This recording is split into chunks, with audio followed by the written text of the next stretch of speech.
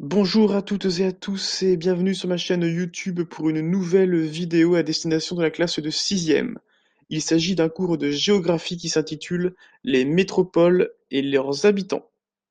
À travers ce chapitre, nous tenterons de répondre à la problématique suivante. Comment les hommes habitent-ils les métropoles? Notre première grande partie sera consacrée à une étude de cas. Elle s'intitule Habiter une ville d'un pays développé, l'exemple de New York aux États-Unis. Nous allons découper cette étude de cas en trois parties qui correspondent à trois grands quartiers: Manhattan, le Bronx et le New Jersey. Il faut simplement préciser ici que le New Jersey n'est pas un quartier de New York, mais bien un État à part entière, situé à proximité de la grande métropole. Le quartier de Manhattan est un quartier d'affaires très dynamique, où l'on retrouve de nombreux gratte-ciel qui comprennent notamment des bureaux. La population est très riche et majoritairement blanche. Le Bronx est totalement différent. En effet, il s'agit d'un quartier populaire souvent assimilé à un ghetto, où l'on retrouve de nombreux immeubles de 4-5 étages assez anciens.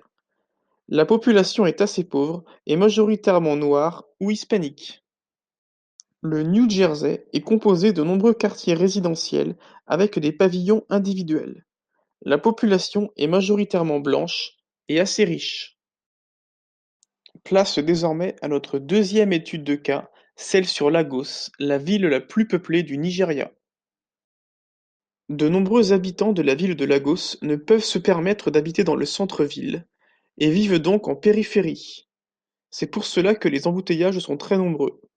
En effet, la ville est aujourd'hui composée de 15 millions d'habitants, ce qui en fait la ville la plus importante de tout le continent africain. De nombreuses personnes vivent dans des bidonvilles, comme celui de Makoko. La vie y est très difficile car les logements sont insalubres et il n'y a pas d'eau potable ni d'électricité. L'île Victoria se situe tout au sud de l'île de Lagos. Ce quartier est extrêmement riche avec de luxueux bâtiments et des piscines.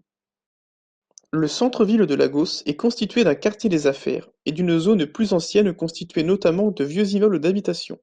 C'est là que l'on retrouve notamment la plupart des commerces.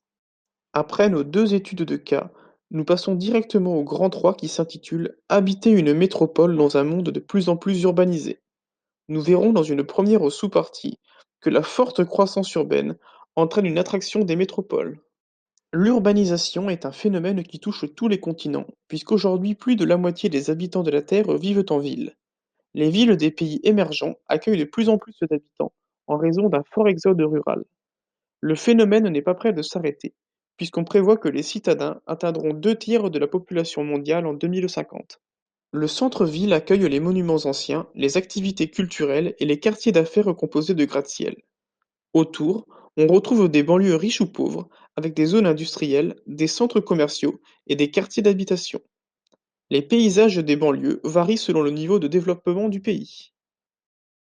Au-delà des banlieues, on retrouve l'espace périurbain qui attire grâce à ses vastes espaces, ses tarifs et sa proximité avec la nature.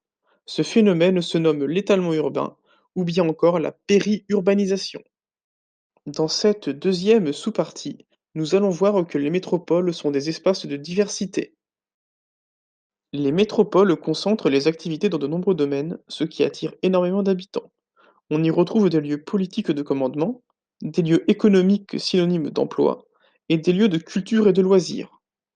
Les villes sont marquées par la diversité des personnes qui les fréquentent. On y retrouve des touristes, des travailleurs qui effectuent des migrations pendulaires, mais également des habitants qui peuvent être très riches ou très pauvres, et qui ne vivent donc pas dans les mêmes quartiers. Les inégalités sont donc très importantes dans les métropoles. On parle de ségrégation socio-spatiale. Dans cette ultime partie du cours, nous étudierons la question des mobilités, qui est un enjeu crucial pour l'avenir des métropoles.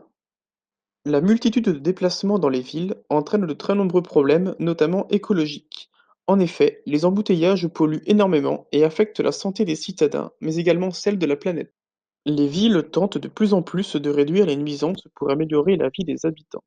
C'est ainsi que pour limiter la pollution, certaines villes ont pris d'importantes mesures, comme le développement de moyens de transport écologiques, ou bien encore l'interdiction de circuler aux véhicules jugés trop polluants.